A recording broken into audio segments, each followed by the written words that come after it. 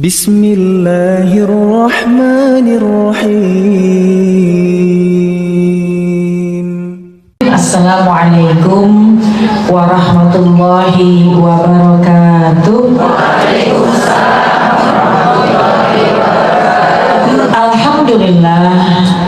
Alhamdulillahi rabbil alamin, wassalatu wassalamu ala sayyidina Muhammadin wa ala alihi wa ashabihi ajma'in, amma ba'du. Subhanaka la ilma lana illa ma 'allamtana innaka antal alimul hakim. Rabbi shrah li sadri wa yassir li amri wahlul 'uqdatam min lisani yafqahu qawli. Amin ya rabbal alamin. Segenap jamaah akhwat, jamaah muslimah di Majelis Taklim Al-Mutmainnah, para ibu-ibu, para guru-guru, para sesepuh, para senior, para ustazah yang mohon maaf tidak saya absen satu-satu, tapi insya Allah tidak mengurangi rasa cinta dan takzim saya, juga seluruh pengurus dari Majelis Taklim Al-Mutmainnah, jamaah semua yang hadir, yang di dalam, yang di luar, yang di depan, yang di samping. Mudah-mudahan semua berkumpul kita di tempat ini penuh dengan kebaikan. Allah lipat gandakan kebaikan-kebaikan kita, Allah hapuskan dosa-dosa kita, Allah kasih kita istiqomah, ilmu yang kita dapat bermanfaat. Salawat salam kita sampaikan kepada baginda kita Nabi besar Muhammad Sallallahu Alaihi Wasallam. Terima kasih kepada pengatur acara yang telah memberikan kesempatan waktu kepada saya. Masya Allah, begitu syiar kajian pada pagi hari ini, apalagi yang dibahas terkait dengan seorang perempuan, ya, seorang ibu. Temanya adalah doa ibu menembus langit arasy, ya, doa ibu menembus langit arasy. Ini kan perempuan semua nih ya, perempuan asli ya. Yang lain jadi-jadian ya. Ijazah juga asli. Ijazah asli juga. Jamaah sekalian, kalau bicara tentang seorang perempuan, ini perempuan ini sangat mulia kedudukannya. Dulu pada zaman jahiliyah perempuan tuh nggak ada nilainya. Wa idza busyira ahaduhum bil untha zalla wajhuhu muswaddan wa huwa kadhib. Allah cantumkan, Allah firmankan dalam Al-Qur'an. Ketika dikabarkan yang terlahir anaknya perempuan, maka wajahnya merah kehitam-hitaman, menahan malu, menahan marah. Kenapa? Yang terlahir perempuan. Karena perempuan itu hina kedudukannya. Kemudian dengan datangnya Islam, datangnya baginda Rasul memberikan wasiat. Istausu bin nisa'i khairan. Aku berwasiat kepada kalian untuk berbuat baik kepada perempuan-perempuan kalian, kepada anak perempuan kalian, kepada istri kalian, kepada ibu kalian. Perlakukan yang baik untuk mereka. Kenapa? Karena perempuan ini istimewa. Jadi Islam mengangkat derajat kaum wanita. Alhamdulillah, ya. Seorang wanita aja menjadi mulia ketika dia menikah, menjadi seorang istri. Jadi seorang istri itu gampang banget masuk ke surganya. Dia sholat 5 waktu, puasa di bulan Ramadan, menjaga kehormatan, taat sama suami. 4 doang sholatnya. Sholat 5 waktu, puasa di bulan Ramadan, menjaga kehormatan, taat sama suami, masuk surga dari pintu mana yang kau kehendaki. Perempuan sebagai seorang istri. Lalu ketika dia melahirkan, ya, ketika melahirkan, perempuan ini menjadi naik derajatnya. Tapi jamaah sekalian, kalau sekiranya ada orang yang belum menikah, bukan berarti dia tidak ada nilainya. Perempuan saja derajatnya sudah mulia. Belum menikah ustazah, jodohnya belum datang. Ini yang hadir di sini sih kelihatan sih udah pada jodoh semua ya. Ini udah laku semua ya. Mudah-mudahan panjang jodohnya. Yang sendiri enteng jodohnya. Amin dan nenek banyak. Ya. Perempuan itu memang dasarnya mulia. Dia menikah maka gampang masuk ke dalam surga. Ketika dia menjadi seorang ibu, maka ada tiket emas yang dia miliki. Apa? Golden tiketnya, doanya menembus langit arasy.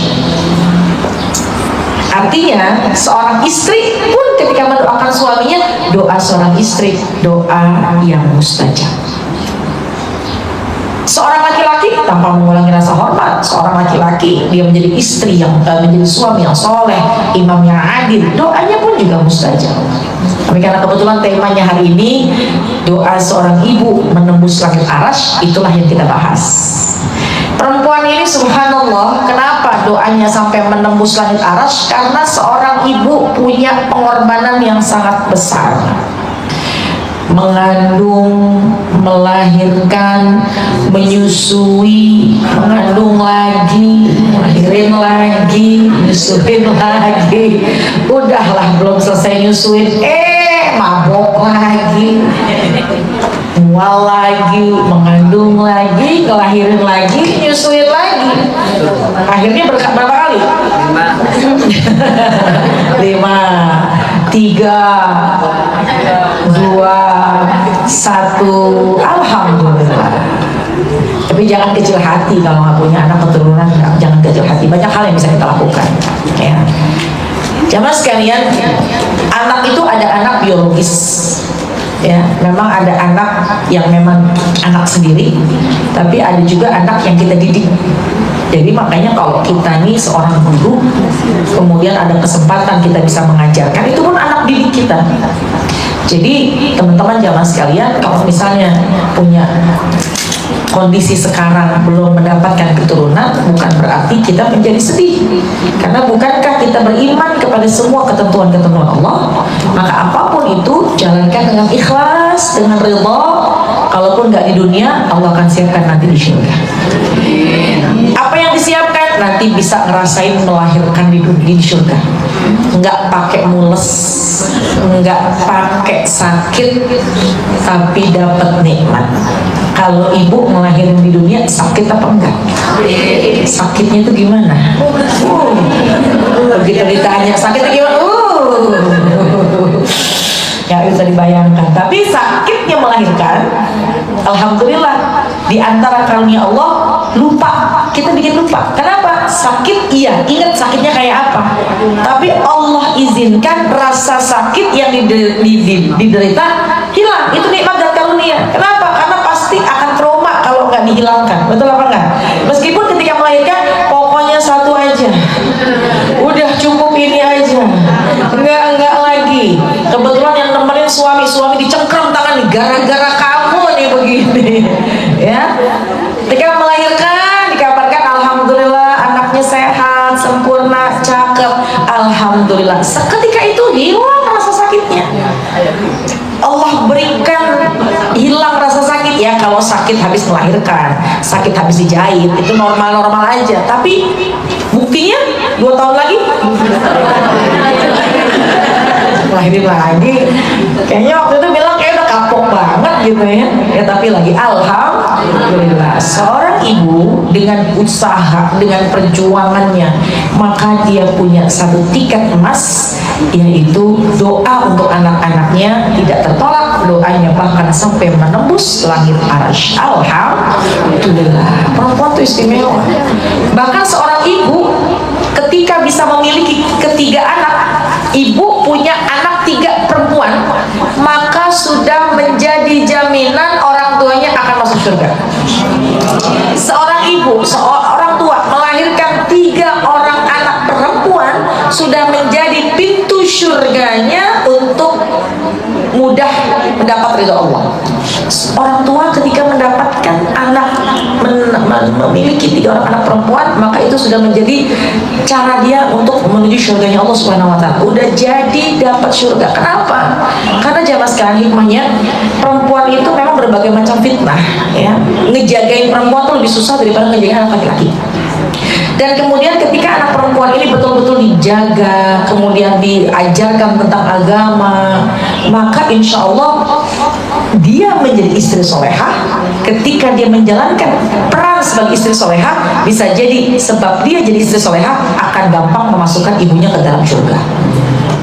Kan kita pernah dengar cerita, ada seorang anak, seorang istri ditinggal oleh suaminya perang di zaman Rasulullah ya. Kemudian saya khilaf apakah di zaman Rasul, apakah di zaman tabi'in. Jadi ketika itu ada seorang perempuan yang ditinggal suaminya perang. Kata suaminya, jangan keluar rumah sebelum saya kembali. Ya. Dulu mah kan gak ada handphone. Pergilah suaminya. Kemudian suatu ketika ibunya sakit. Datang utusan, ibumu sakit. Kata perempuan tersebut, iya tapi suami saya berpesan bahwa saya tidak bisa keluar rumah. Datang lagi hari berikutnya, ibumu sudah sekar. Iya tapi suami saya belum pulang dan berpesan saya jangan keluar rumah. Tentu hati seorang anak mana yang tidak terluka, tidak sedih, tidak bisa berjumpa dengan seorang ibu yang sedang sakit. Tapi ketaatan kepada suaminya itu tinggi. Yang ketiga, datang utusan, ibumu meninggal dunia. Tentu kesedihan mendalam bagi seorang anak perempuan. Tapi dia mengatakan, saya tunggu sampai suami saya datang, maka saya akan berkunjung berziarah. Dunia mengecamnya, dunia menyampaikan bahwa oh ini anak yang durhaka. Pasti ya, ibunya meninggal dia nggak mau datang, tapi sebab dia menjadi anak, dia berusaha untuk menjadi istri yang solehah. Tahu gak jamaah sekalian?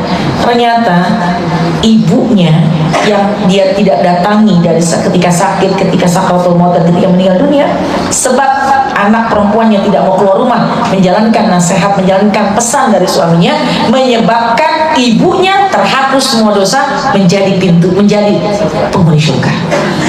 Kenapa? Mampu dan sukses mendidik anaknya menjadi istri yang salehah. Subhanallah. Jadi banyak banget keistimewaan seorang perempuan, ya. Tapi kita perkecil lagi, kembali kepada tema bahwa doa seorang ibu menembus langit arsy. Karena keistimewaan seorang ibu yang luar biasa. Jadi makanya jamaah sekalian, kita sebagai seorang perempuan, sebagai seorang ibu nih, baik sudah menjadi seorang ibu maupun belum menjadi seorang ibu maupun belum menjadi seorang istri, perempuan itu sudah terangkat derajatnya, sudah dimuliakan dalam Islam. Makanya ketika kemuliaan ini sudah ada, jangan direndahkan dengan kelakuan kita sendiri, dengan akhlak kita sendiri. Ini mohon maaf nih ya, zaman sekarang tuh kan zaman handphone, media sosial, itu fitnah tuh buat kita. Kalau kita tidak pergunakan handphone itu dengan sebaik-baiknya, takut jadi fitnah buat kita sebagai kaum perempuan. Tapi kalau kita gunakan untuk kajian, mungkinnya ada yang merekam, banyak juga yang merekam. Seperti saya juga lagi silaturahim dengan teman-teman di media sosial, sehingga bisa sharing kajiannya dan insya Allah lebih bermanfaat. Baik jamaah sekalian, doa ibu menembus langit arsy. Banyak banget tokoh-tokoh yang sukses sebab doa seorang ibu. Siapa diantaranya? Pertama, Imam Asy-Syafi'i. Imam Syafi'i itu terlahir dari keluarga yang sederhana, bahkan cenderung sulit. Tapi ibunya sangat ingin punya anaknya cerdas, punya anaknya pandai, punya anak yang dekat dengan agama. Ya, Imam Asy-Syafi'i, Imam Ahmad bin Idris Asy-Syafi'i itu seorang ibu dengan keterbatasannya, ya, pun keterbatasan ilmu yang dimilikinya, subhanallah, tapi tetap memfokuskan dirinya untuk menjadikan Imam Syafi'i dalam keadaan yang di jalur agama. Ibunya sendiri yang turun tangan mendidik, ibunya sendiri yang mengajarkan Al-Quran, siang ngajar Quran, pagi ngajar dengan agama, malamnya angkat tangan sama Allah, minta anaknya dijadikan anak yang cerdas, anak yang memahami ilmu agama dan dekat dengan Allah.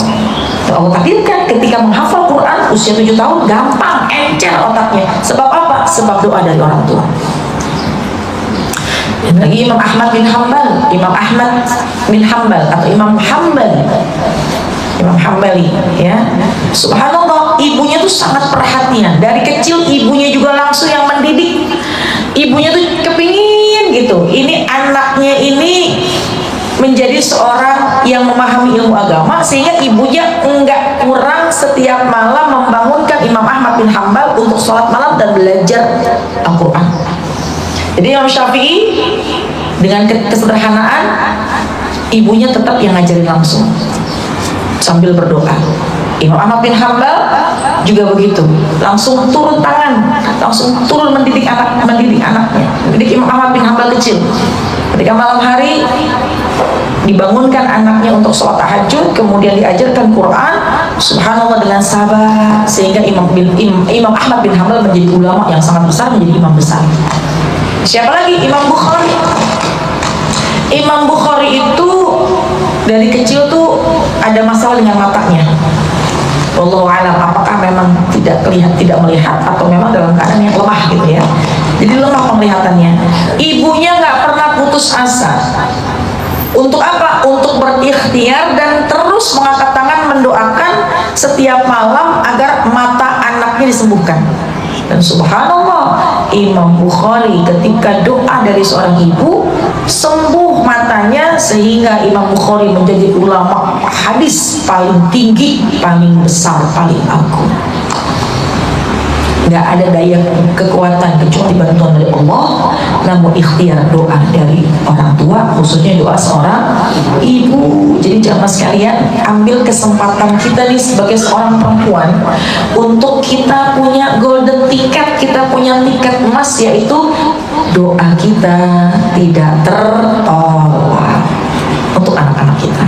Ada 3 jamaah sekalian, hadis dari baginda Rasulullah SAW, ada 3 golongan manusia yang doanya tidak tertolak. 1, orang yang dizolimi. Orang yang dizolimi doanya tidak tertolak. Jadi kalau ibu merasa lagi dizolimin sama orang, gak usah sedih.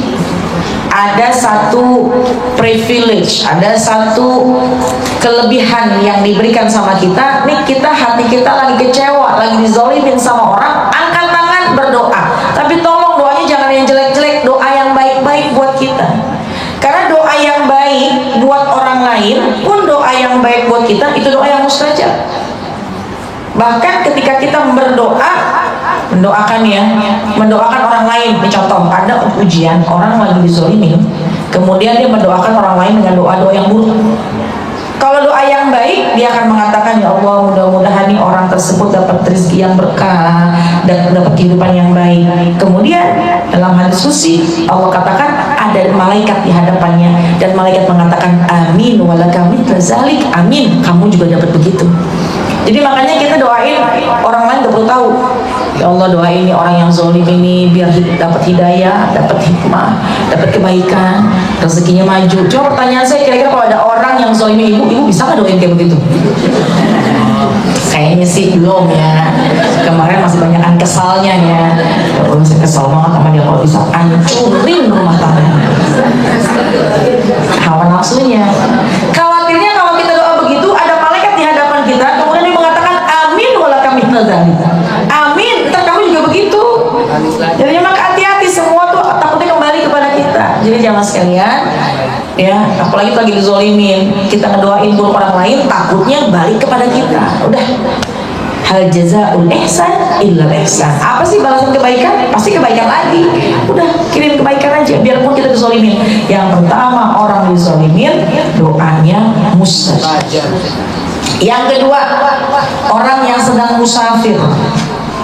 Orang yang sedang dalam perjalanan, bepergian, dia sedang musafir, ambil kesempatan dalam perjalanannya untuk banyak berdoa, meminta. Kenapa? Orang musafir perjalanan itu menuju ke dalam kebaikan ya, itu doanya mustajab.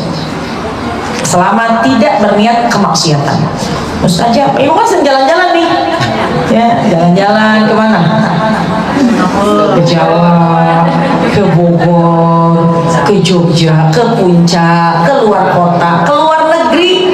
Itu musafir, niatin kalau jauh, agak jauhan, untuk tadabbur alam, untuk bertafakur, mensyukuri nikmatnya Allah. Karena dalam Islam pun yang namanya safar itu, jalan-jalan itu dianjurkan dalam Islam.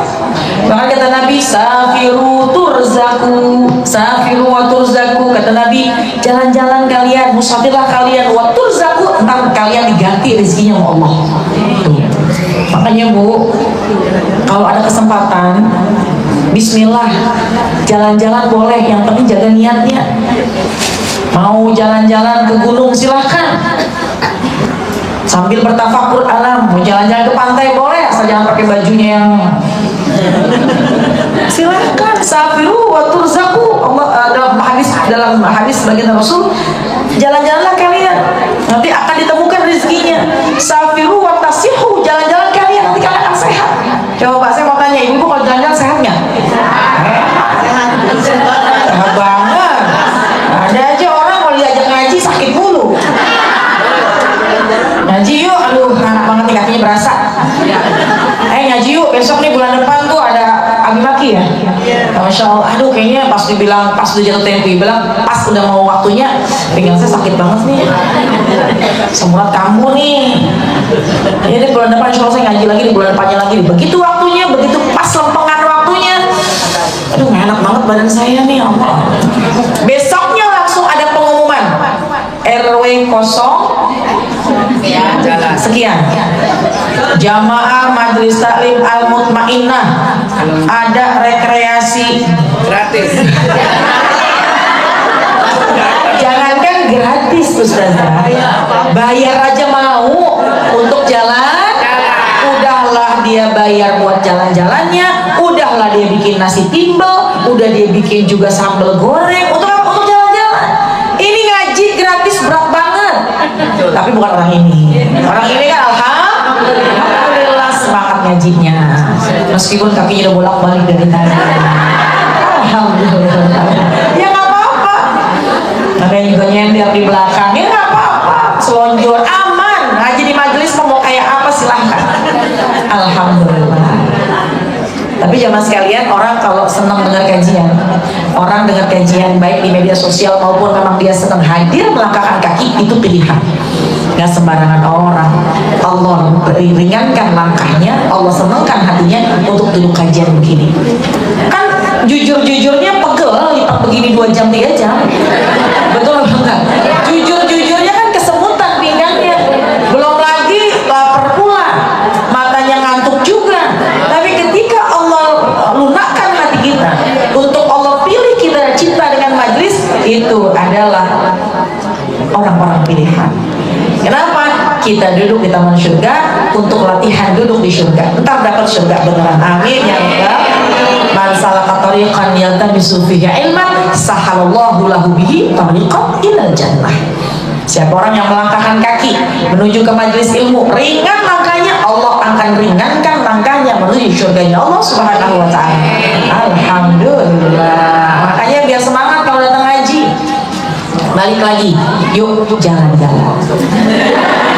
Ya, orang yang musafir, orang yang safar, ketika tujuan kebaikan, niatin untuk kebaikan, dan sepanjang perjalanan angkat tangan berdoa sama Allah. Itu doa yang mustajab. Musafir doanya mustajab.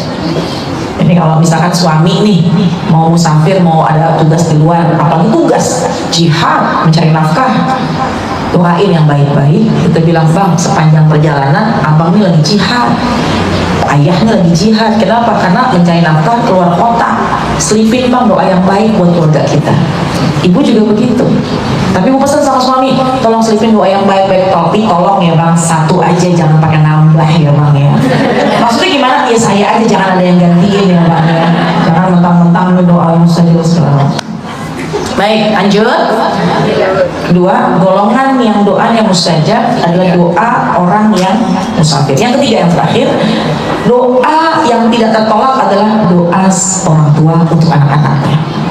Doa orang tua untuk anak-anaknya, doa tersebut tidak akan tertolak.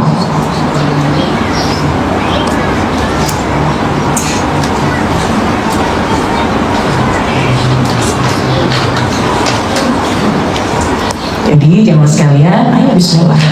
Kita banyak hajat, kita banyak keinginan. Pengen kita jadikan anak kita seperti apa? Tentunya pengen anak kita soleh-solehah, pengen anak kita sukses usahanya, sukses berniaganya, sukses dalam belajarnya. Pengen jadi anak yang berhasil, silahkan ajukan permintaan kita sebanyak-banyaknya kepada Allah di waktu yang tepat dengan bahasa yang baik. Kapan waktu yang tepat? Pertama, setelah sholat fardu. Jadi habis sholat fardu jamaah sekalian, itu kesempatan kita berdoa. Jangan habis sholat lantas jalan. Allah tuh ketika kita sudah melaksanakan sholat fardu 5 waktu, Allah seolah-olah sedang mengatakan, kau sudah menunaikan kewajibanmu, kau sudah menunaikan hakku, kau tunaikan sholat 5 waktu, kau mau apa? Aku akan berikan. Kadang-kadang emak-emak sekarang namanya repot ya, habis sholat lantas jalan, istighfar dulu, mohon ampun sama Allah. Kan adabnya doa gitu, minta maaf dulu, kayak kita mau minta sesuatu sama orang tua.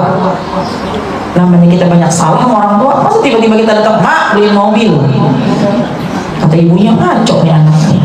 Tapi kalau kita minta maaf dulu, puji dulu, puji Allah dengan baca Asmaul Husna, ya, baca tasbih dan zikir puji-puji Allah, kemudian selipkan doa. Jangan lupa ada sholawat di dalam doanya. Habis sholat, istighfar, zikir, sholawat, minta. Allah tuh sedang melihat kau mau apa, aku akan berikan. Itu yang pertama. Yang kedua, jamaah sekalian, ada waktu-waktu juga yang mustajab. Apa? Di antara panjangnya waktu, di antara jedanya waktu fardu ke fardu, ada waktu yang mustajab, waktu yang istimewa, di mana jedanya panjang dari satu fardu ke fardu yang berikutnya. Kapan? Antara subuh, antara isya ke subuh, ya, antara isya ke subuh, antara asar ke maghrib. Kalau subuh kan mepet. Maaf, antara subuh ke zuhur, saya ulang, antara subuh ke zuhur, saya ulang ya, antara subuh ke zuhur, antara isya ke subuh. Maaf, kalau asar itu nanti namanya ada waktu yang awalin, itu lain lagi pembahasannya supaya nggak bingung. Antara subuh ke zuhur, antara isya ke subuh, itu kan waktu yang panjang. Subuh ke zuhur panjang waktunya, isi dengan sholat duha, sempetin sholat duha. Kata Allah dalam hadis qudsi, wa afika akhirahu, ya benar Adam, wahai anak Adam, tunaikan untuk 4 rakaat awal siang, artinya sholat duha. Wa afika akhirahu, aku akan cukupkan, aku akan berikan apa yang kau inginkan. Antara subuh ke zuhur, ambil tengah-tengah untuk sholat duha. Zuhur ke asar mepet, asar ke maghrib mepet, maghrib ke isya mepet, isya ke subuh. Hidupkan tengah-tengahnya dengan qiyamul lail, sholat malam. Kalau seorang ibu menghidupkan 2 waktu itu, maka niscaya doanya mustajab dan apa yang dia inginkan pasti diberikan sama Allah. Duha dan tahajud di antara 2 waktu fardu yang panjang. Duha ada yang 2 silahkan, ada yang 4 cakep, 6 boleh, 8 juga silahkan. Kerjakan rutin, jangan begitu ngerjain sekali ngerjain 8, ngerjain lagi 2 bulan lagi. Istiqomahkan 2, mau 4 silahkan. Insya Allah, doain suami kita yang lagi cari nafkah, doain anak kita yang sedang belajar, doakan rumah tangga kita, silahkan. Pun di malam hari, wa minal laili fatahajjat bihi nafilatan lak asa ayyab'atsaka rabbuka maqaman mahmuda. Orang yang hidupkan malam dengan sholat malam, qiyamul lail, Allah akan angkat derajatnya. Di antara pengangkatan derajat adalah dunia bahagia, dunia sukses, akhirat dapat surga. Apa yang kita inginkan akan dikasih sama Allah. Allah turun di sepertiga malam terakhir, apa yang kau inginkan pasti akan Allah berikan. Itu waktu yang kedua. Ya, jadi teman-teman sekalian, jemaah sekalian, insya Allah kita ambil kesempatan kita. Dan di luar waktu sholat ada 5 hal yang perlu kita lakukan sebagai seorang ibu. Saya ibu dari 2 anak. Ya, anak saya yang laki-laki pertama sudah 23 tahun, anak bujang. Doain lagi nyari jodoh, biar enten jodohnya jadi dapat jodoh yang solehah. Yang kedua, anak saya 19 tahun perempuan. Doakan hari Sabtu besok akan kembali belajar di Azhar Mesir. Ya, jadi anak saya 2. Saya pun juga, ini bukan sekedar saya memberikan nasihat, bukan, tapi nasihatnya untuk diri saya supaya kita bisa menjadi anak-anak yang sukses buat anak-anak kita. Kita menjadi ibu yang sukses untuk anak-anak kita. Ibu-ibu kan masing-masing juga punya anak. Ya, ada yang sudah sekolah, ada yang udah kerja, ada yang sedang belajar, ada yang lagi mondok. Ya, maka kita bayangin tuh wajah anak-anak kita. Dan kita pun juga seorang anak, kita pun seorang anak dari orang tua kita. Ya, orang tua kita yang sudah meninggal dunia, ayo kita kirimkan doa sebagai bentuk orang tua, birrul walidain kita. Saya pun juga sudah kehilangan kedua orang tua saya, sudah kehilangan mertua saya. Ibu saya sudah 10 tahun meninggal dunia, ayah saya pun juga sudah 5 tahun meninggal dunia, mertua saya udah 3 tahun dan 2 tahun, jadi udah nggak ada, udah habis orang tua saya. Ibu juga kayaknya banyak yang sudah pergi ya. Mudah-mudahan kita bisa menjadi anak yang berbakti, kelak nanti anak kita pun berbakti kepada kita. Birrul aba'akum tabirrukum abna'akum. Bakti kepada orang tua, gak usah susah-susah, anak nanti bisa bakti sama kita. Itu yang pertama. Caranya adalah untuk kita bisa mendapatkan kesuksesan, punya anak yang berhasil, anak yang sukses, mulai dari diri kita dulu. Jadilah anak yang berbakti kepada kedua orang tua. Yang masih ada, senengin hati mereka. Yang sudah nggak ada, kirimkan doa. Jangan pernah kita melupakan orang tua kita yang sudah meninggal dunia. Kenapa? Itu tahapan pertama untuk kita bisa dapetin anak yang soleh-solehah. Kita belajar untuk jadi anak solehah dulu. Kalau ada yang mengatakan, Ustazah, orang tua saya sudah meninggal dunia, kebetulan saya pernah mengecewakan mereka, bagaimana ini caranya untuk saya mengobati luka, bagaimana untuk memperbaiki keadaan, saya pengen jadi anak yang berbakti untuk mereka. Jangan putusin doa, jangan putuskan berdoa untuk mereka. Sempetin ziarah kubur. Sama orang tua itu ada amalan harian, amalan mingguan, amalan bulanan, amalan tahunan. Yang harian, habis sholat fardu, jangan lepas Ummul Quran suratul Fatihah, kirimin Fatihah. Yang kedua, mingguan jangan lupa sempetin ziarah kubur. Kalau dekat datengin, kalau jauh ya mungkin mohon maaf. Yang mingguan bukan ziarah kubur, yang mingguan adalah baca Yasin. Setiap malam Jumat boleh, silahkan. Mingguan sempetin baca Yasin, tahlil untuk orang tua kita. Gak usah rame-rame, kita aja sendiri ajak suami hidupkan malam Jumat untuk amalan mingguan, kirimin hadiah buat orang tua yang sudah meninggal dunia. Ada yang bulanan. Apa yang bulanan? Ziarah kubur. Sempetin sebulan sekali itu ziarah. Kalau jauh bisa terjangkau, sempetin. Kalau nggak bisa, telepon sama yang dekat sama kubur orang tua kita. Pak, tolong liatin dong Pak, kubur orang tua saya kayaknya udah kotor deh. Itu kayaknya daun-daunnya kayaknya udah mulai naik, udah mulai sebulanan ini. Tolong dipangkas, kasih duit sama dia. Bentuk perhatian kita merapihkan rumah orang tua kita yang sudah meninggal dunia. Yang setahun sekali kita sering mendengar acara haul. Haul itu adalah apa sih? Putaran waktu dalam 1 tahun. Haul itu putaran waktu 1 tahun untuk mengingat kepergiannya. Uzguru mahasina mautakum, ingat-ingat kebaikan-kebaikan orang yang sudah meninggal dunia. Jadi ketika acara haul, apa sih isinya haul? Baca Yasin, baca tahlil, ya. Kemudian kita bersedekah, undang saudara orang tua kita. Itu niat hal-hal baik. Kemudian sepanjang acara mendoain mereka, masya Allah. Ya, haul itu hanya memperingati wafatnya. Kalau memang kita bikin gede, silakan. Mau bikin sedang juga, yang penting jangan menjadi beban. Haul minimal kita suami, anak, kemudian gak usah ngundang-ngundang deh. Kita bersedekah, niat pahala sedekahnya untuk orang tua kita, itu pun termasuk haul. Haul itu adalah sebuah peringatan atau mengingat waktu 1 tahun berputar sudah orang tua kita meninggal dunia. Nah itu. Ya, jadi yang pertama, kalau memang ada orang tua kita sudah meninggal dunia, maka sambung terus hubungannya dengan doa, beristighfar, kemudian juga lakukan kebaikan-kebaikan yang pahalanya dialirkan untuk mereka. Itu subhanallah. Jadi yang pertama, untuk kita bisa mencetak generasi penerus, mencetak anak-anak kita menjadi anak yang berhasil, mulailah dari diri kita sendiri. Bakti sama orang tua, maka kelak anak kita juga berbakti kepada kita. Yang kedua, teman-teman jamaah sekalian, kita sebagai seorang ibu hati-hati dalam menjaga lisan. Doanya mustajab, marahnya jadi sumpah. Marahnya, ucapannya, buruk ucapannya itu bisa jadi kenyataan. Jadi hati-hati kita sebagai seorang ibu. Tadi kan doa, kalau doa kan ucapan yang baik-baik. Ya, hati-hati ketika lagi marah, jangan sampai mengeluarkan kalimat-kalimat yang nggak pantas buat anak. Kenapa? Bisa kejadian. Jadi yang kedua, jagalah lisan. Tadi yang pertama, kita berusaha diri kita dulu.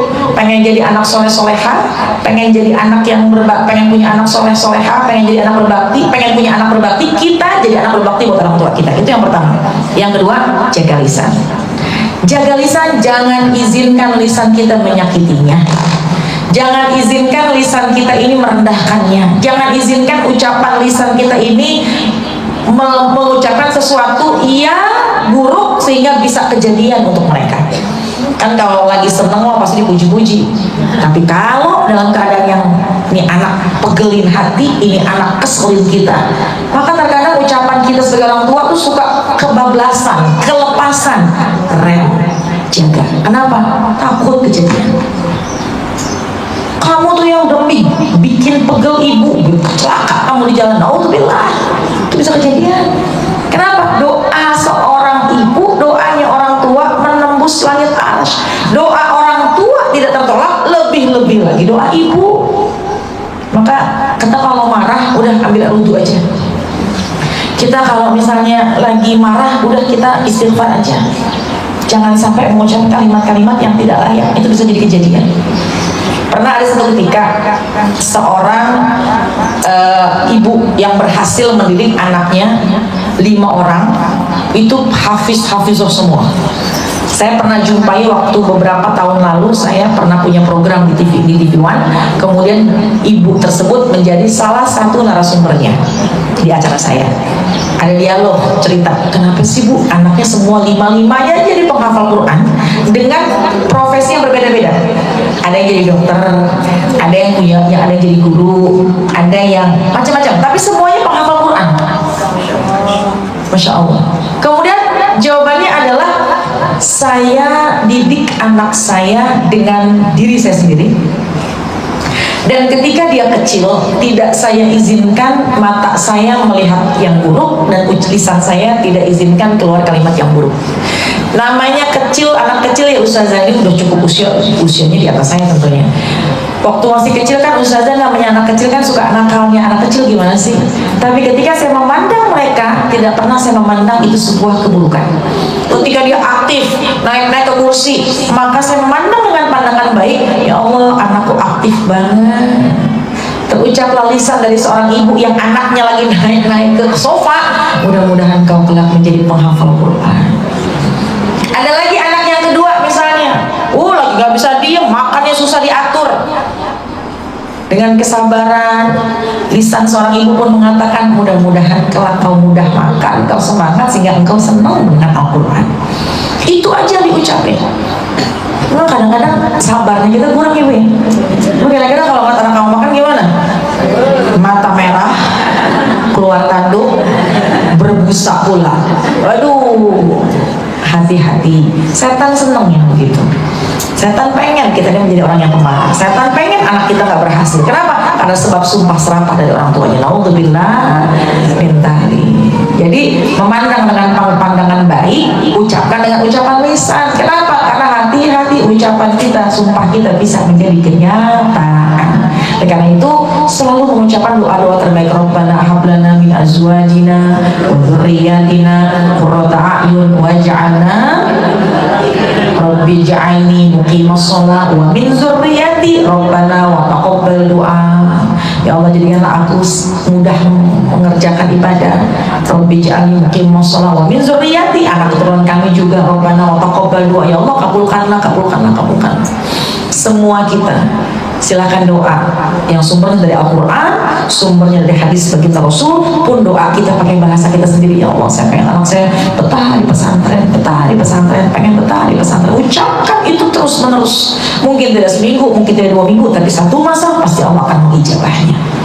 Yang kedua, jaga lisan. Yang ketiga, ibu harus tambah ilmu. Ibu harus upgrade kualitas dengan ilmu. Kita pengen anak kita cerdas, kita pengen anak kita berhasil, tapi ingat, kita pun juga harus meningkatkan kualitas kita dengan ilmu. Kalau seorang ibu, dia ngaji, dia belajar, dia punya ilmu, dia pasti akan bisa mendidik anak-anaknya dengan sukses. Nggak harus S3, S4, S5, S7, S campur, S teler, nggak usah. Itu mah tidak harus strata S1 sampai dengan S sekian, tapi paling tidak kita menjadi orang yang paham. Di antara cara memahami kita sebagai seorang ibu, sering duduk di majelis-majelis taklim. Ini majelis begini nih. Yang namanya ilmu bukan kecerdasan secara non formal, bukan yang saya nggak lulus SMP, saya nggak lulus SD, apalagi kuliah. Tapi paling tidak ketika kita menjadi seorang ibu, jangan anti dengan kajian. Karena kajian di majelis taklim, di majelis ilmu, disitulah akan disampaikan bagaimana menjalankan peran sebagai seorang hamba yang baik dan akan sukses mencetak anak-anak generasi penerus. Ya, biar dia takwa, anak kita biar takwa kepada Allah. Karena kalau kita punya ilmu, ngomongnya pun tetap, ngomong kita akan terjaga.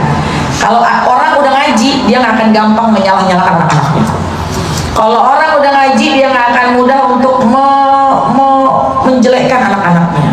Tapi dengan kelembutan hatinya, dengan rahmat yang diturunkan di majelis ini, maka dia bisa menjadi seorang ibu yang al-ummu madrasatul ula, yang bisa mendidik anak-anaknya dengan baik. Itu yang keberapa? Yang keempat, jangan lupa udah kajian, kasih contoh. Kita adalah suri tauladan untuk anak-anak kita. Ya, contohkan. Dan yang kelima, yang terpenting ini, jaga mentalnya anak-anak kita. Jaga mental. Jangan dibanding-bandingkan, jangan dibully secara verbal. Apa bully verbal? Kamu kok nggak bisa begini doang? Ya, ayo puji dengan pujian yang bikin dia menyenangkan supaya dia bisa percaya diri. Walaupun mungkin ketika itu dia sedang turun ketika lelah belajarnya, maka jangan disalahkan. Puji sesekali, bahkan berikan sentuhan dengan pelukan. Jaga mentalnya. Hati-hati, anak terkadang bisa bermasalah sebab mentalnya bermasalah. Itu siapa yang menyebabkan mental bermasalah? Orang terdekatnya. Siapa? Ibu. Ibu yang gampang nyalahin, ibu yang tidak memberikan, yang jarang memuji, ibu yang jarang peluk, ibu yang gak kerjanya ngomel mulu. Meskipun memang emak-emak kerjanya ngomel ya, kita kalau nggak ngomel sehari meriang badan kita ya. Tapi kok bukan ngomel, tapi memberi nasihat. Jangan mengucapkan kalimat-kalimat yang kasar, itu akan berpengaruh kepada mentalnya. Jadi jamaah sekalian, ingat satu hal, ucapan kita, doa kita sebagai seorang ibu menembus langit arasy. Oleh karena itu, kita harus jaga lisan kita, harus ucapkan dengan ucapan yang baik-baik. Doa kita mustajab, marah kita sumpahnya bisa jadi kenyataan. Kalau lagi marah, hindari, jangan banyak bicara, berwudu, beristighfar, itu menjadi obat buat kita. Dan jangan pernah putus mendoakan anak-anak kita. Mungkin terasa mustahil, seolah-olah sulit terwujud, tapi bukankah kita ingat doa kita mustajab? Allah yang menjanjikan doa kita tidak tertolak sebab kita doa seorang ibu. Mudah-mudahan pulang dari sini ambil kesempatan, iya ya, doa yang baik-baik deh. Mau apa aja tidak mustahil ketika ibu yang sudah meminta. Pun kita ngerasain sebagai seorang anak, ibu sudah nggak ada, pasti lari kemana ya minta doa. Saya pengen maju usaha, saya pengen buka usaha, saya pengen kerja ini, pengen kerja itu. Orang tua udah nggak ada, larinya kemana ya?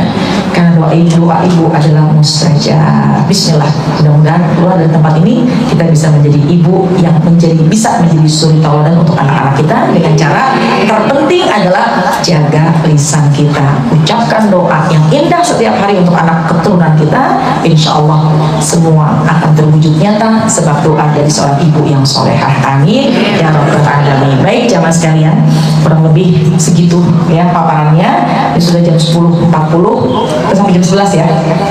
Mudah-mudahan nanti kalau ada tanya jawab kita silahkan. Masya Allah, warahmatullahi wabarakatuh semua. Luar biasa sekali ilmu yang kita dapat pada pagi hari ini. Doa ibu tidak tertolak.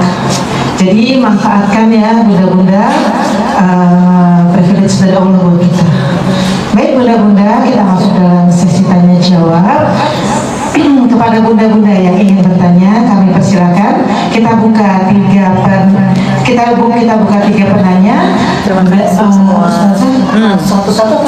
Satu-satu boleh. Atau mau langsung boleh biar supaya nyambung saya jelasin ya. Oke, baik. Saya catat kalau gitu. Kita buka pertanyaan pertama. Pertanyaan pertama dari di belakang. Boleh di-on dulu.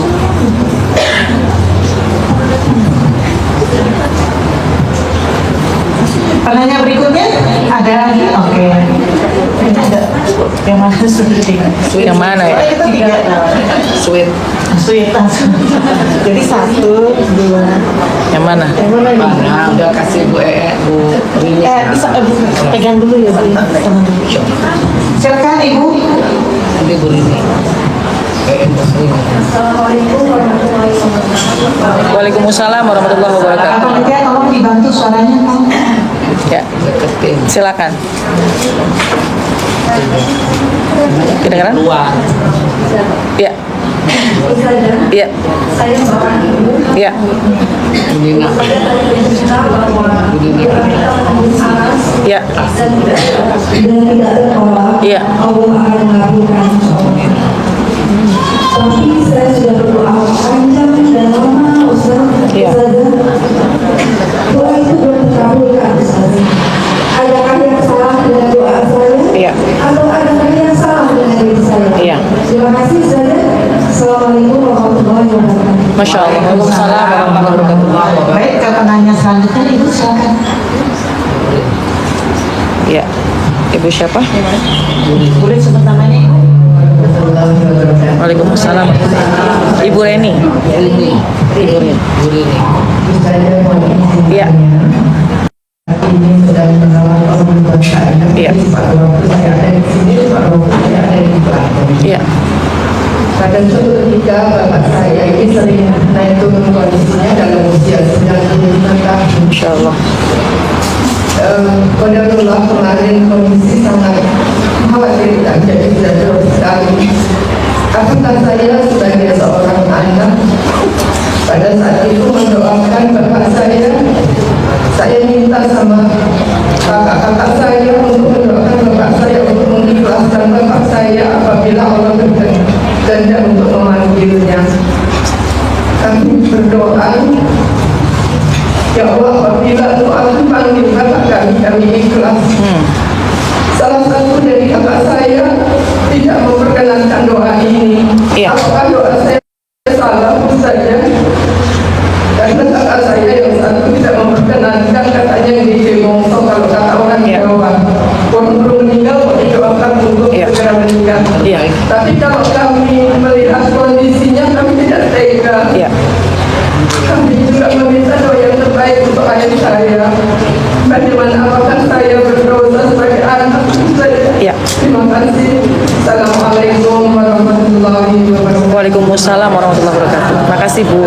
Silakan geser. Ini. Bu Rini. Itu tunggu. Ya, silakan yang ketiga. Silakan Ibu. Perkenalkan ini namanya. Tolong dibantu Bu. Tolong Ada deketin. Assalamualaikum warahmatullahi wabarakatuh. Waalaikumsalam warahmatullahi wabarakatuh. Iya. Ibu Ibu Dewi. Iya. Saya itu kadang-kadang Iya. suka ada rasa takut berdoa itu. Iya. Takutnya nanti efek dari doa itu yang kita sampaikan kepada Allah. Misalnya saya berharap, ya Allah, jadikanlah saya seperti ini. Tapi apakah saya akan sanggup menerima jika terjadi hal justru lebih tidak seperti yang diharapkan. Iya. Menjadi ada suatu kecelakaan, suatu musibah, itu ya Allah, saya ingin sering bahagia. Saya takut kalau saya mengungkapkan itu, ternyata kebahagiaan itu tidak seperti yang kita harapkan. Jadi saya ada rasa takut berdoa itu. Kalau saya takut berdoa itu, saya meminta padamu, saya kan keakibatnya gitu. Harus bagaimana misalnya kalau seperti Iya. itu. Terima kasih saja.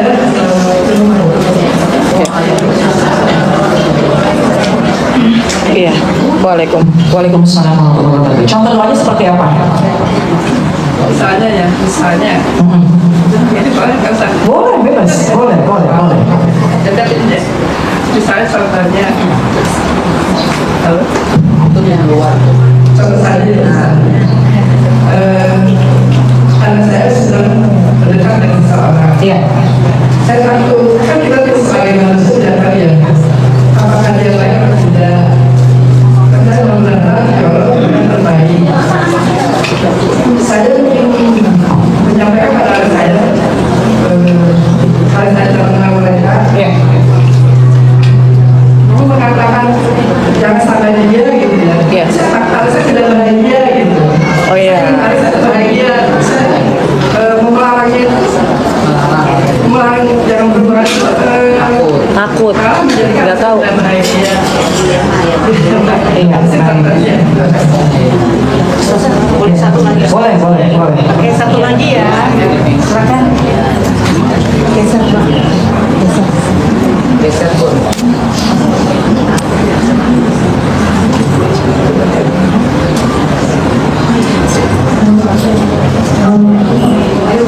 Waalaikumsalam warahmatullahi wabarakatuh. Deketin. Ya, waalaikumsalam warahmatullahi wabarakatuh. Ya. Ada? Ya, dideketin. Sebetulnya maaf, saya dengan Nia ingin bertanya Bu.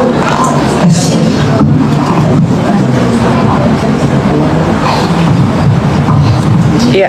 Assalamualaikum warahmatullahi wabarakatuh. Waalaikumsalam. Izin bertanya Bu Ustazah, saya Nia dari Melati Mas juga. Posisi kita kan sebagai anak dan sebagai seorang istri juga. Saya mau bertanya, saya punya ibu, alhamdulillah sampai sekarang masih sehat. Cuma ibu saya, maaf bukan saya membuka aib ibu saya ya. Ibu saya tuh selalu mengeluh dengan rezeki yang dia dapat setiap hari, sedangkan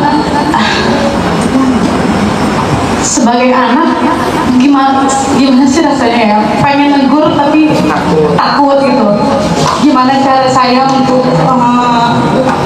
menegur ibu biar sama ibu tuh harus bersyukur apa yang ada, jangan selalu mengeluh hari ini, jangan lebih hari ini A dan B gitu Bu saja, sedangkan banyak saudara yang bilang ibu tuh memang seperti itu. Iya.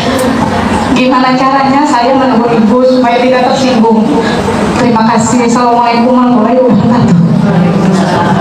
Iya, waalaikumsalam warahmatullahi wabarakatuh. 4 pertanyaan ya. Bismillahirrahmanirrahim. Baik, pertama Ibu Nina ya. Betul ya, Ibu Nina. Doa lama tapi kenapa belum diijabah? Kan doa kita mustajab gitu ya. Ya apa yang salah? Jamaah sekalian, kalau masalah doa, udhuni astajib lakum. Minta kepadaku, niscaya pasti aku akan berikan. Udhuni astajib lakum. Minta kepadaku, doa kepadaku, astajib lakum, pasti aku akan kasih kok. Keyakinan itu yang menjadikan kita harus selalu berdoa, tidak pernah putus. Ya, doa dijawab, doa itu terkabul, terijabah dengan 3 tahapan. 1, kontan. Begitu ibu doa, ibu langsung dikasih. Saya minta tetap iman Islam, ya alhamdulillah ini sekarang. Saya minta badan sehat, ini saya lihatnya pada sehat-sehat banget kayaknya nih ya. Ya, saya minta bahagia. Itu doa yang coba kita sadari, ada doa yang kontan kok langsung dikasih sama Allah. Yang kedua, doa yang ditunda sampai waktunya tepat. Ya, contoh, ya Allah kirimkanlah anak saya jodoh yang solehah. Tapi dilihat anaknya masih SMP. Oh ya belum sekarang.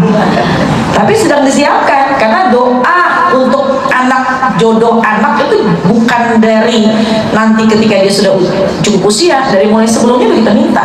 Dari anak kecil kita minta, ya Allah kirimkanlah kelak nanti pada waktunya anak yang solehah, cantik parasnya, cantik hatinya, cantik akhlaknya. Itu kita minta dari kecil. Ya. Bukan hanya itu, misalnya ya Allah saya kepingin anak saya ini bisa bekerja di salah satu pekerjaan. Ya misalnya kita berdoa, anak kita bilang, Bu doain saya Bu supaya saya goals dan lolos gitu. Kita doa tapi nggak lolos, malah nggak lolos lagi. Kalau kita doa, ya Allah pengen anak saya lolos, tapi hasilnya malah nggak lolos, bukan berarti doa kita tidak diterima, tapi memang itulah yang terbaik menurut Allah.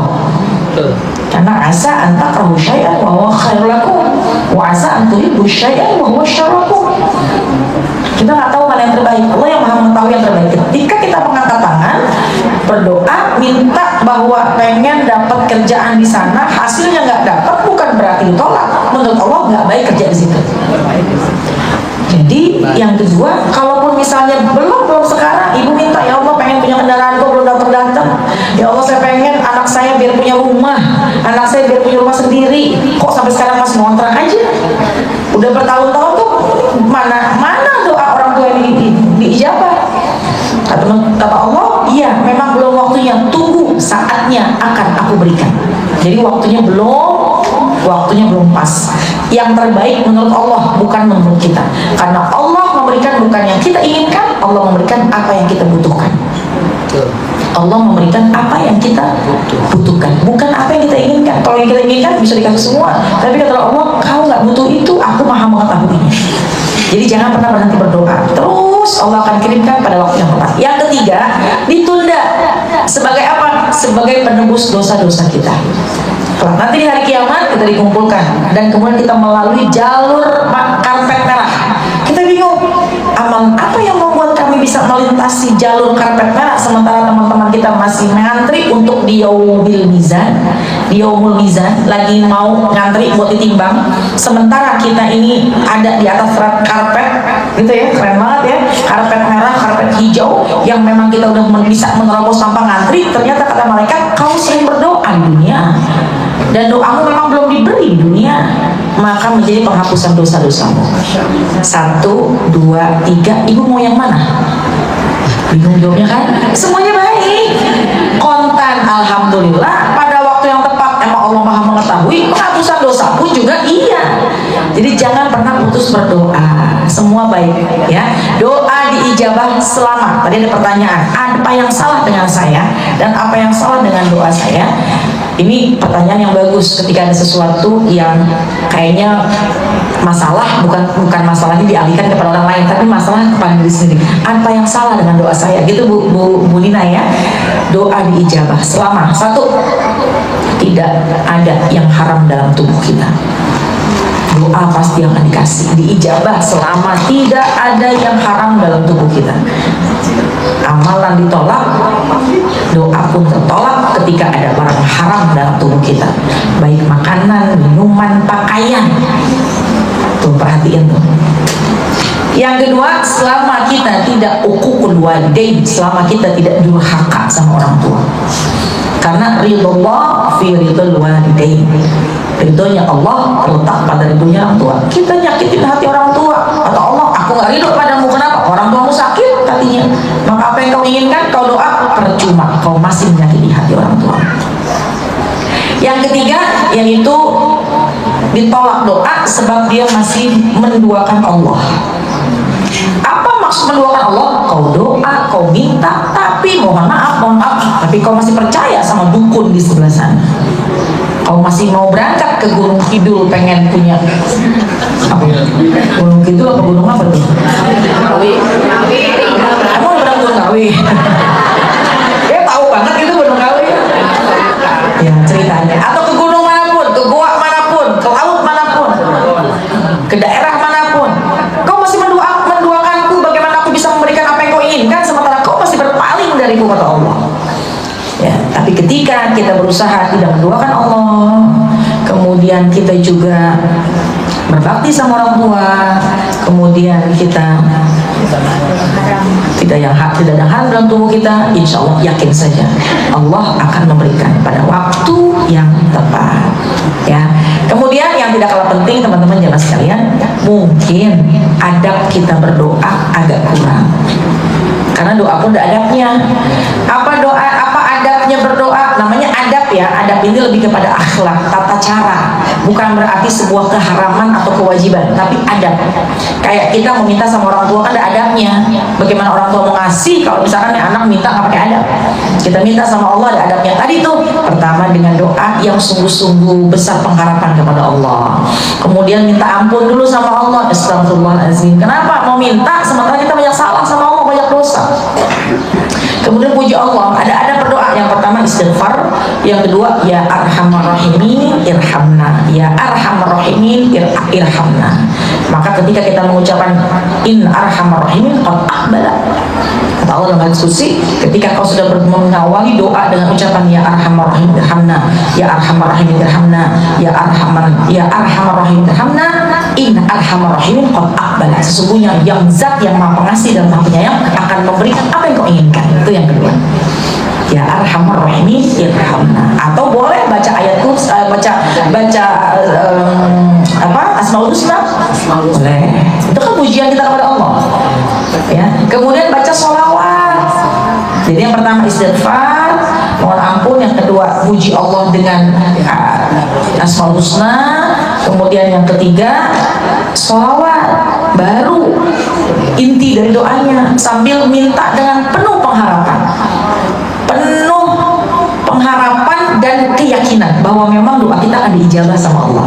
Kita minta tapi nggak yakin, jadi kayaknya nggak sempurna gitu ya. Mudah-mudahan dengan adab yang baik, bersih diri kita, kemudian khusyuk doa kita, insya Allah doa kita akan diijabah. Doa kita nggak tertolak, cuma waktunya yang mungkin belum datang ya. Baik, yang kedua, Ibu Rini merawat orang tua. Ibu ayah yang drop ya, udah 90 sekian tahun, melihat kondisinya lemah. Kalau kita berdoa, ya Allah berikanlah yang terbaik untuk orang tuaku, salah apa? Enggak, tidak disalahin. Kalau yang salah adalah kalau kita bilang sama dokter, dok cabut aja oksigennya, dok cabut aja oksigennya. Ya. Kenapa orang lagi hidup kemudian dibuat mati? Tapi kita minta sama Allah, ya Rabb, berikanlah yang terbaik. Bukan kita yang mematikan, bukan kita yang membuat orang tua kita pergi, Allah yang menentukan. Tentu kita, kenapa kita mengatakan seperti itu? Bukan karena kita uququl walidain, bukan. Kita minta begitu bukan sebab karena kita durhaka orang tua, tapi sebab justru nggak tega ini ngeliat kondisi kayak begini, udahlah badan kurus, ditusuk sana tusuk sini, lemah dan sebagainya. Sambil ikhtiar kita angkat tangan sama Allah, ya Allah berikanlah yang terbaik. Kalimat berikan yang terbaik bukan berarti sebuah kesalahan ya. Jadi jangan juga antipati nih Bu telinga kita. Kalau misalnya suami kita lagi sakit, ada yang nanya gimana suamimu? Iya ya Allah, biar sehat. Kita mintanya biar sehat. Teman kita bilang ya udahlah minta sama Allah yang terbaik. Jangan marah. Kenapa? Karena Allah Maha mengetahui mana yang terbaik untuk hambanya. Doa yang terbaik, minta yang terbaik, tapi tentu sambil ikhtiar. Udahlah minta yang terbaik, ya Allah minta sehat, tapi kamu diobatin. Tentu kan ada ikhtiar, ada doa, ada tawakal. Tawakal itulah yang kita minta sama Allah yang terbaik. Jadi nggak salah kalau kita minta yang terbaik. Sambil ketika beliau masih hidup tetap kita urusin, tetap kita suapin, tetap kita mandiin, tetap kita urus dan sebagainya ya. Tapi bukan berarti lelah. Kita minta yang terbaik bukan karena kita lelah ngurusin, bukan, tapi karena sudah nggak tega dengan orang tua kita. Insya Allah itu tidak menjadi sebuah kesalahan ya. Kemudian minta yang terbaik bukan sesuatu hal yang buruk, insya Allah. Dan semua kita selalu minta yang terbaik karena Allah yang Maha mengetahui yang terbaik. Kemudian yang ketiga adalah bagaimana Ibu Juliati ya, rasa takut ketika anak mendapatkan musibah. Contoh kita doa, ya Allah jangan kau jodohkan anakku dengan perempuan itu karena saya nggak suka. Kenapa nggak suka? Soalnya dia nggak bisa masak. Ya. Sama kita nih ketika berdoa mintalah yang terbaik. Maka hasil dari semua doa yang kita minta itulah yang terbaik menurut Allah. Tugas kita apa? Tugas kita doa, tugas kita ikhtiar, tugas kita tawakal. Jangan masuk ke dalam ranahnya Tuhan. Apa masuk ranahnya Tuhan? Penentuan. Kayak istikharah gini. Istikharah itu kan ketika minta jodoh ya. Contoh, ini ada yang istikharah mau minta jodoh, ada? Nah, buat anaknya ya. Misalnya, ya Allah, kalau memang dia jodohku, dekatkanlah. Kalau memang dia bukan jodohku, kan gitu sebenarnya. Ya Allah, kalau memang dia jodohku, dekatkanlah. Kalau memang bukan jodohku, tapi tolong jadiin jodohku. Gitu. Kalau begitu, kita masuk dalam ranah Tuhan, karena penentuan. Ya Allah, kalau memang dia jodohku, dekatkanlah. Kalau memang bukan jodohku, maka jauhkanlah, berikanlah yang terbaik. Jadi tugas itu cuma 3, sebatas doa, ikhtiar, tawakal. Ketika kita sudah ketakutan akan hasil doa kita, maka itu namanya overthinking, terlalu mengkhawatirkan, dan itu bukan ranah kita. Kalau kita masuk ke dalam ranah Tuhan, kita nggak akan pernah bisa bahagia. Takut terus. Kalau Allah, kau minta kepada aku, tapi kau tentukan sendiri hidupmu. Misal, istiqoroh, tolong datangkan jodohku dalam mimpi, atau berikanlah petunjuk dalam mimpi, kan gitu ya. Dalam petunjuk mimpinya gak baik buat kita, ambil itu sebagai petunjuk dari Allah. Cuma ada orang yang enggak, saya mau lagi, saya mau mimpi lagi. Mimpi yang kedua itu jodoh gak baik buat kita, sebuah isyarat. Enggak, saya mau coba lagi. Kalau Allah, kau minta yang terbaik untukku, kau minta aku berikan siapa jodoh yang terbaik untukmu, yang ini gak baik untukmu, jangan kau paksa itu. Jadi jangan kita masuk dalam ranah penentuan. Tugas kita bismillah, doa yang terbaik, ikhtiarkan, jadikan, tempatkan pendidikan anak-anak kita yang terbaik, jaga pergaulannya, batasi handphone gadget kalau sudah melampaui batas, marahin kalau emang nggak sholat, tutup aurat bagi kaum perempuan. Itu ikhtiar kita. Sisanya tawakal kepada Allah. Tugas itu cuma itu. Jadi nggak usah merasa khawatir, karena kalau khawatir takutnya nanti ngaruh-ngaruh ke dalam keimanan kita. Bismillah. Itu ya, tugas kita doa sebaik-baiknya, sebanyak-banyaknya, ikhtiar. Oh, anak kita nggak pengen nih jodohnya dia misalnya. Apa ikhtiarnya? Pantau, bukan pantau, cari tahu baik nggak nih buat dia. Di mata kita mungkin kesannya nggak baik, tapi ternyata itu jodoh yang terbaik Allah kirimkan. Ikhtiarnya, anak kita pengen punya sekolah yang baik, ayo kita ikhtiarkan dengan ditempatkan tempat yang baik, sekolah yang baik, pergaulan yang baik, sambil bismillah, tawakal kepada Allah. Ya, kemudian terakhir, ada seorang ibu yang ngeluh gitu, gimana ya? Kan kita seorang anak nih, ngelihat ibu mau negur nggak enak, mau nasehatin nggak sopan, lalu bagaimana? Ya. Kalimat-kalimat cerita itu mungkin lebih efektif kepada seorang ibu. Kalau kita ngajarin sama ibu, Bu, la in syakartum la azidannakum wa la in kafartum inna adzabi lasyadid. Masya Allah, syadid itu begitu lagi ngomongnya. Ibu tahu nggak artinya? Ibunya udah tua. Apa artinya? Udah boleh sakit. La in syakartum la azidannakum. Siapa orang yang bersyukur ditambah rezekinya sama Allah. Wala in kafartum, siapa orang yang kufur ditunjuk lagi ibunya. Inna adzabi lasyadid, azab sangat pedih. Nggak layak juga begitu. Ya. Atau misal qala Rasulullah SAW. Karena biar bagaimanapun jamaah sekalian, kita sebagai seorang anak, setua-tuanya kita di mata orang tua, kita tetap anaknya. Kita mau kasih nasihat apapun nggak akan pernah bisa kalau memang orang tua masih menganggap kita anak. Cerita aja, Bu, itu orang sebelah sana tuh dia dapat itu, Bu, dapat hadiah. Tapi jangan bohong, ambil kisah-kisah hikmah tentang kebaikan orang bersyukur. Jangan bohong, ambil banyak sekali di lingkungan kita, ambil hikmahnya. Atau mungkin ada kisah di media sosial, atau mungkin dari tausiah ada orang yang bercerita tentang ketika dia bersyukur maka Allah akan tambahkan lagi. Itu banyak banget kisah-kisahnya gitu. Apalagi kalau ingin menyampaikan satu hadis baginda Rasulullah, utiya nikmatan walam yashkur suliba walam yashkur. Kalau ada dia mendapatkan nikmat kemudian dia tidak bersyukur, suliba walam yashkur, akan dicabut rezekinya tanpa disadari. Akan dicabut apa yang dia miliki tanpa disadari. Dikasih nikmat dia nggak bersyukur, dikasih rezeki dia nggak bersyukur, apa yang ada dia nggak bisa syukuri. Bagaimana Allah mau ngasih yang lebih besar lagi? Dan mungkin kesimpulannya, Bu, ya udahlah yang ada, udah yang nggak ada mau nggak usah dicari. Siapa tahu kalau ibu nggak cari yang nggak ada bakal datang dikasih sama Allah. Kalimat-kalimat yang ringan. kalimat-kalimat yang tidak menyudutkan. Bisa bercerita dengan kalimat hikmah, bisa dengan apa yang sedang dicari, misalkan ngeluh terus, bu, jangan, kalau misalkan ngeluh ntar Allah jadi mau ngasih rezeki sama ibu, mandal. Kenapa ibu ngeluh? Dengan ibu ngeluh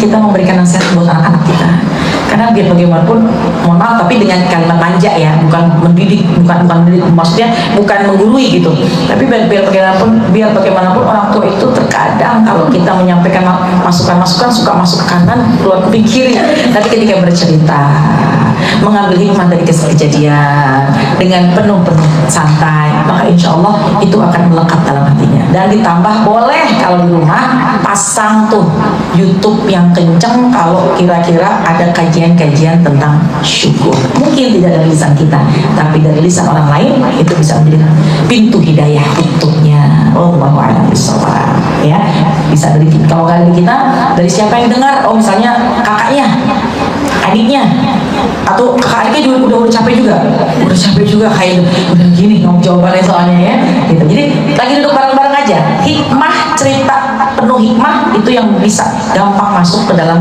hati orang tua, insya Allah ya. Sambil terus berdoa, ya Allah lunakkan hati orang tuaku, lembutkan hati orang tuaku sehingga dia bisa melihat kebaikan-kebaikan ya. Baik, terima kasih jamaah sekalian, hampir jam 11 lewat, sedikit kami sampaikan, mudah-mudahan manfaatnya.